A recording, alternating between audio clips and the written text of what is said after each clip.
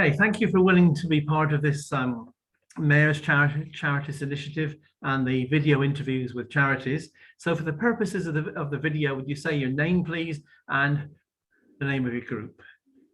Hi, I'm Mary Hawes and I'm from Cycling Without Age Seaford chapter. And could you tell us something about Cycling Without Age Seaford chapter? Yeah, we're working in the town to combat loneliness and social isolation by taking residents out for rides on our trishaws. You may have seen us around town. We're quite odd looking. We're bright red bikes with two passengers that sit in the front and a volunteer cyclist. We call them pilots. They sit behind and take people for rides. Okay, Mary, how did you get involved with Cycling Without Age?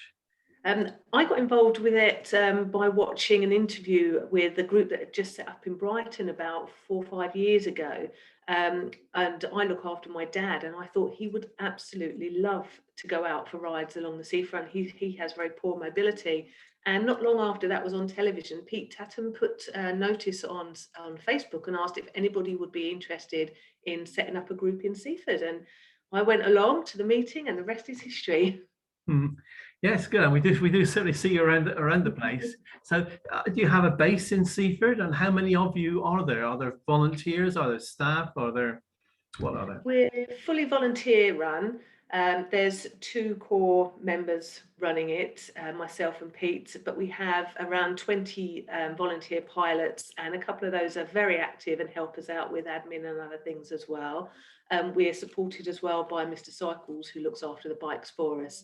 The bikes are currently stored in a private garage where one of our local residents kindly looks after them for us, and she actually pays the electric bill as well.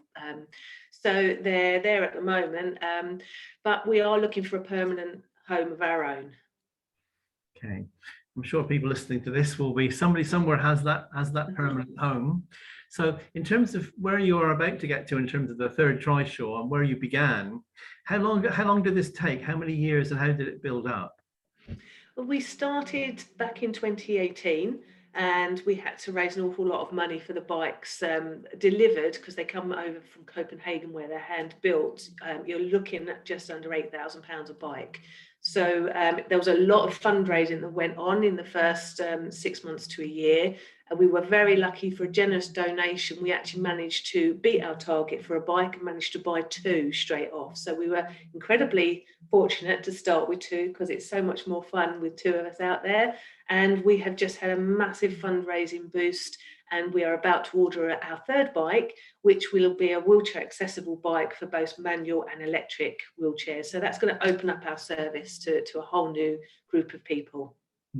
And how many, we presumably call them passengers, how many passengers would you have in a normal year? I understand we haven't had a normal year for a while, but if you had, with the people you've got, the bikes you've got, how many could you have, and how many were you having before COVID put the cover on it?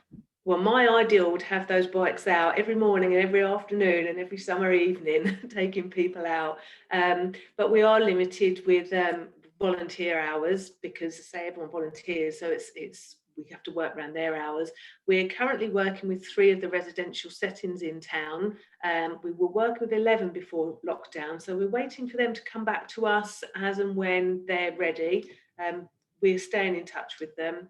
So we take usually 3 residents out for a ride from each time.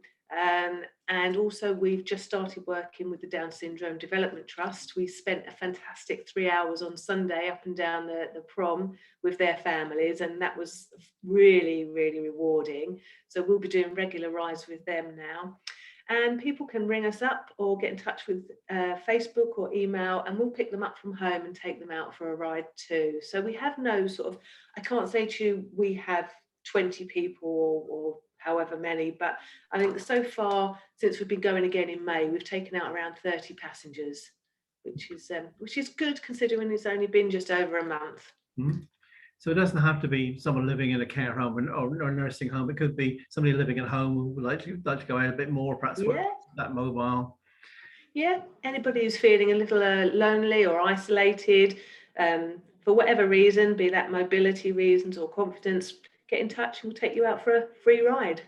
And can it be from the more hilly parts of Seaford, up in Chington, or up in what should we say, Princess Drive or somewhere? So up Yeah. Firle Road, could it be anywhere? We go up to Abundant Grace and we get up that hill with 2 passengers on board. Yeah, we have a secret battery. So we do have a motor that assists us. So yeah, any part of town we can pick you up from. Okay. Now, is there anything else that you'd like to tell us about cycling with that age, the Trishaws, that perhaps wouldn't have come up in these questions? Yeah, Cycle That Age is an international movement. It started in Copenhagen back in 2012, and it's now in 42 different countries. And we have 32 different, we call them chapters, so groups in the UK, and 19 of those have bikes now. So they're actively taking people out. We all run our chapters independently. So we fundraise independently and we choose how we want to provide the rides. So it's really good because we are all in touch with each other as well, the wonders of the internet, and we can all learn from each other. And it's a really good close-knit community. So, and it's a really beneficial way to get out there, get some fresh air, have some fun, and share your stories with us. We love to hear your stories about what you've been up to in your lives. Heard some amazing stories. Yeah, because it's more than just pedaling along and looking at the view. There's somebody behind you to talk to you and somebody next to you to talk to you. Exactly, that's the idea, and that's why we sit behind, so you can see the view, and the way we're positioned, we're close enough to hear as we talk to each other. So that's the whole idea, is to share stories and enjoy time with people. Yeah. So we already talked a bit about urgent needs in terms of your urgent need for a replacement for your garage. Anything else you need urgently? We always need pilots. That's our volunteer cyclists. You'll get used to our terminology. So if anybody feels like they want to volunteer with us, that would be great. We don't put an onerous commitment on you. You could go out once a month, once a week, once in a blue moon, and it's quick and easy training. And yeah, once you're trained with us, you're insured with us, and that means that if you have friends or neighbours that you think would benefit from the service, you can just book a bike out with me and take them out. So yeah, come and join us. And as I said, we've got a battery, so it's not all leg power. So pilots of all ages, doesn't have to be young, physically strong people.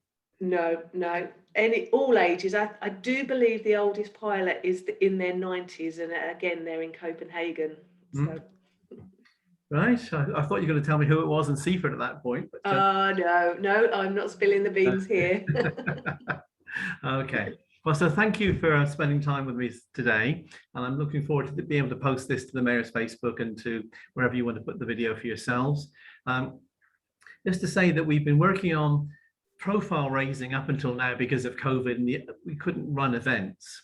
But it's been good that last weekend before last, there was the Over the Rainbow walk that enabled groups to raise funds for themselves. And then on the 5th of September, the 5 of the service organizations in the town, both Rotary clubs, NPNS Lions, NCI Coast Watch, Bonfire Society, are coming together to run a Support Our Seaford Charities event on the basis that all the not-for-profits and charities who come on that day get a free pitch, and whatever the charity raises on the day, they keep for themselves.